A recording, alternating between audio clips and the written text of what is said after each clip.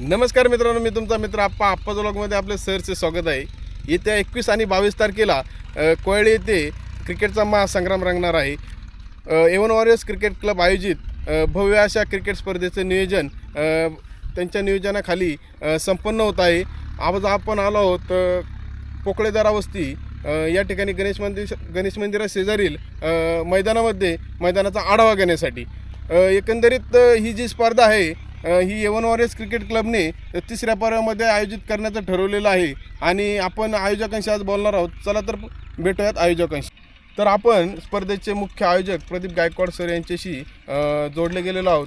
तर त्यांच्याशी बातचीत करूयात आणि त्यांना स्पर्धेचं स्वरूप आणि नियोजन कसं असणार आहे त्याबद्दल जराशी माहिती घेऊयात. नमस्कार मंडळी, मी प्रदीप गायकवाड. येत्या आपल्या A1 वॉरियर्स क्रिकेट क्लब आयोजित A1 वॉरियर्स कप 2026 पर्व तिसरे याच्यामध्ये मी सगळ्यांचे स्वागत करत आहे. येत्या 21 आणि 22 मार्च या रोजी आपली स्पर्धा ही संपन्न होणार आहे आणि ही स्पर्धा ही गाववाईज असणार आहे. तर याच्यामध्ये आपण एकत्रित संघांना आपण प्रयत्न केला आहे की जास्तीत जास्त संघांना कसं खेळता येईल. तर आत्तापर्यंत आपल्याकडे 10 संघांनी प्रवेश नोंद केलेले आहे आणि त्यामध्ये आपण लीग पद्धतीने 2 ग्रुप करून लीग पद्धतीने हे सामने खेळवले जाणार आहेत. आणि त्यानंतर आपण क्रिकेट हे कसं वाढेल याच्याकडे जास्त भर देणार आहोत. नक्कीच आपल्या या क्रिकेट स्पर्धेमध्ये गावातील कोणकोणत्या वाडी वस्तीवरील संघ आणि त्यांची नावं तुम्ही सांगू शकाल का, की कोणकोणते संघ यामध्ये सहभाग घेणार आहेत? नक्कीच. आत्तापर्यंत आपल्याकडे प्रवेश नोंद केलेल्या संघांची नावं आहे.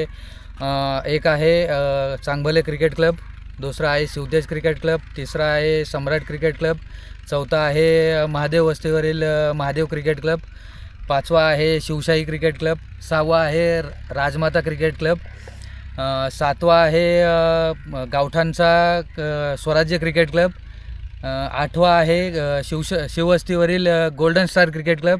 आणि याच्यामध्ये आयोजकांकडून 2 संघ खेळवले जातील, A1 वॉरियर्स क्रिकेट क्लब अ संघ आणि A1 वॉरियर्स क्रिकेट क्लब ब संघ. तर प्रदीप सर, आपण जी स्पर्धा भरवली आहे त्याचं बक्षिसाचं स्वरूप आणि काही नियम व अटी आहेत तर ते कशा असतील त्याच्याबद्दल थोडी माहिती हवी आपल्याला.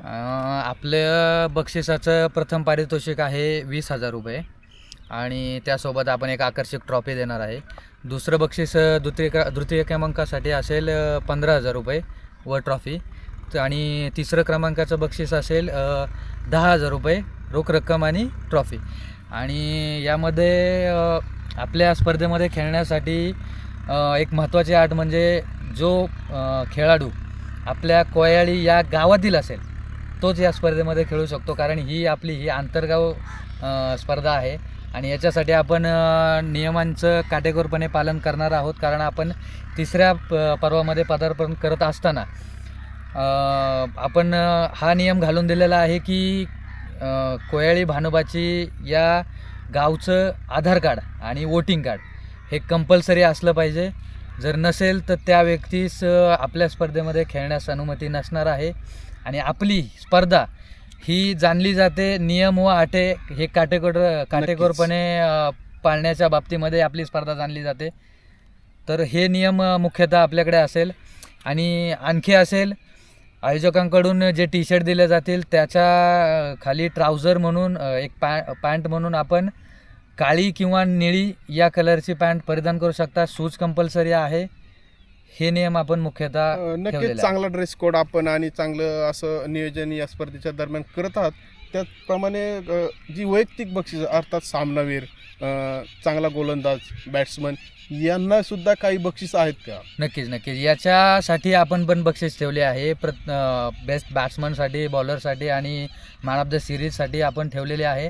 आणि आणखी आमचा एक कल आहे की एक इमर्जिंग प्लेअरसाठी आमची एक संकल्पना आम्ही विचारात आणलेली आहे, पण ते अजून लागू करायची की नाही याच्यावर आमचं थोडंसं कन्फ्युजन चालू आहे. तर ते पण आपल्यापर्यंत नक्कीच कळवण्यात येईल. आणि दुसरी गोष्ट अशी की आपली स्पर्धा ही कॅमेरांच्या देखरेखीखाली होणार आहे. ही स्पर्धा आपली MH14 लाईव्ह स्टुडिओ या यूट्यूब चॅनलच्या माध्यमातून लाईव्ह केली जाणार आहे. नक्कीच. आणि ही जी स्पर्धा आहे भर उन्हाळ्यामध्ये आता संपन्न होत आहे प्रेक्षकांसाठी आणि सेफ्टी प्लेयर्ससाठी जी सेफ्टी राहते त्याबद्दल काय माहिती द्याल?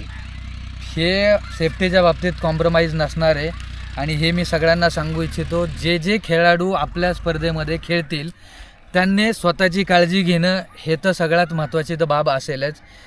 सेफ्टी गार्ड असेल, जास्त पाणी पिणे असेल, उन्हाचा थोडीशी दाहकता जास्त असल्यामुळे आपण केलेलीच आहे पाण्याची सोय. त्याच्यामुळे सेफ्टी गार्ड हे कंपल्सरी असेल, शूज कंपल्सरी असेल.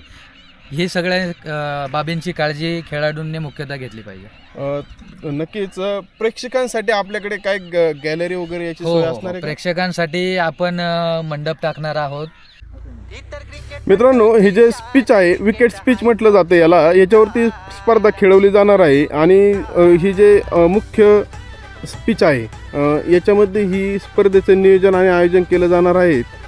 चांगल्या प्रकारचं स्वच्छता आणि येत्या 2-3 दिवसात स्वच्छता आणि त्याचबरोबर काही राहिलेल्या बाबी यांचं नियोजन आयोजक मंडळी करणार आहे.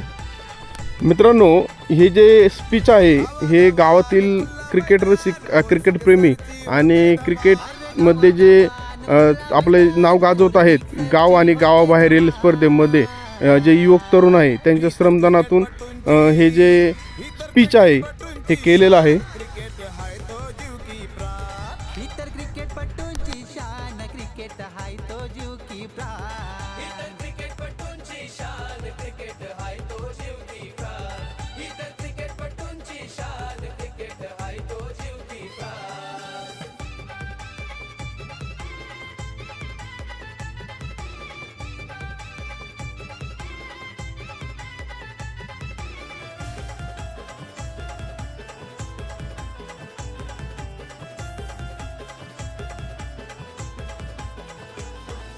भावेश पवार गुरुजीवाला गावागावात नावाला